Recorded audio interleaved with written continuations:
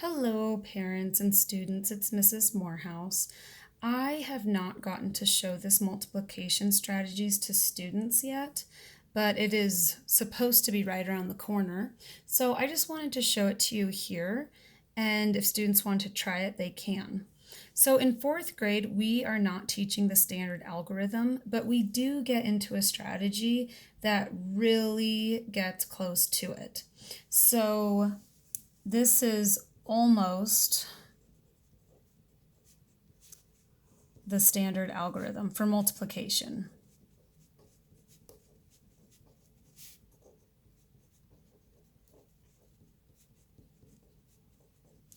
Let me start off, there we go.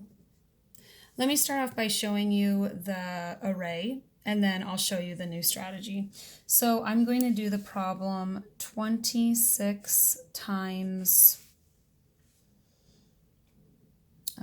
28.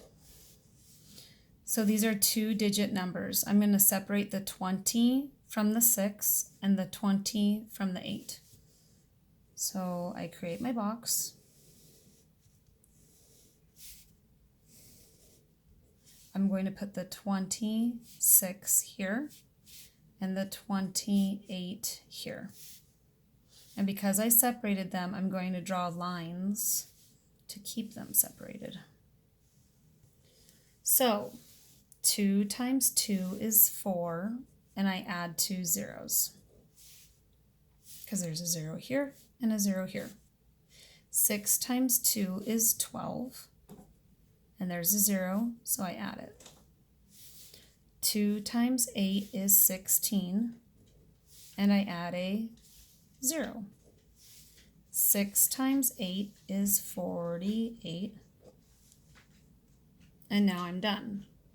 But this is my array, and my answer is actually in all 4 of these little boxes. So I'm going to do some mental math a little bit. 400 plus 120 is 520. And 160 plus 48 is 208. And now I add. 0 plus 8 is 8. 2 plus 0 is 2. And 5 plus 2 is 10. So my answer is 1028. So once students start realizing that this is a 20, it's not a 2. This is not a 2, it's a 20. And then we've got our 8. What you can do is start showing students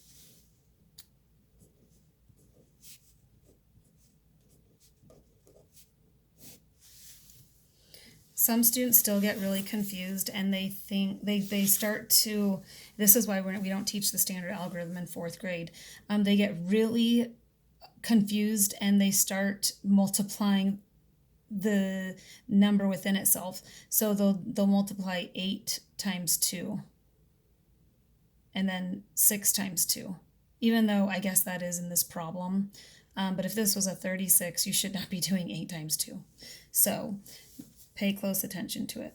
So I'm going to start off with this 20 here. I like to do the bigger numbers first. So 20 times 20